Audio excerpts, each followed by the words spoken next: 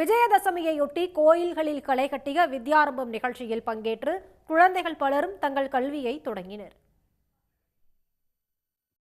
சென்னை கோடம்பாக்கம் ஐயப்பன் கோவிலில் விஜயதசமி பண்டிகையை முன்னிட்டு வித்யாரம்பம் நிகழ்ச்சி நடைபெற்றது. கோயிலில் காலை முதலே பெற்றோர் ஏராளமானோர் தங்கள் குழந்தைகளுடன் பங்கேற்றனர். அப்போது குழந்தைகள் அரிசி அல்லது நெல் பரப்பப்பட்ட தட்டில் தமிழ் முதல் எழுத்தான ஆ என்ற எழுத்தை எழுதி கல்வியை ஆர்வமுடன் தொடங்கினர்.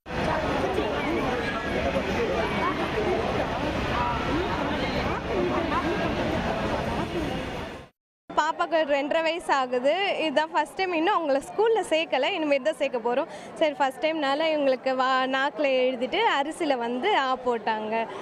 இனிமேல் தான் ஸ்கூல் சேர்க்க போகிறோம். அது அரிசியை கொடுத்துருவாங்க. அரிசிலையும் நம்ம எழுதணும், அவங்களே எழுத வைப்பாங்க. அதிலிருந்து அவங்களோட வித்யாரம்பம் ஸ்டார்ட் ஆன மாதிரி.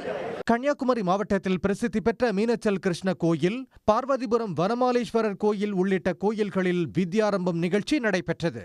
அப்போது குழந்தைகளின் கைகளை பிடித்து நெல் அரிசியில் எழுதி கல்வியை தொடங்கி வைத்தனர்.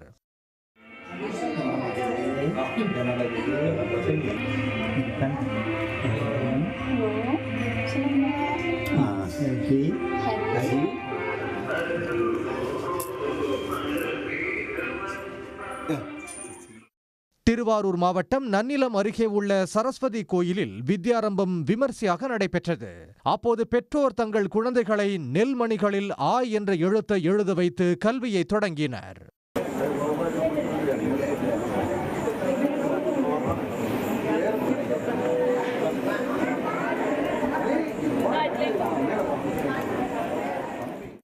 திருப்பூரில் உள்ள ஐயப்பன் கோவிலில் விஜயதசமியை முன்னிட்டு நாவில் ஆ எழுதி குழந்தைகள் தங்கள் கல்வியை தொடங்கினர்.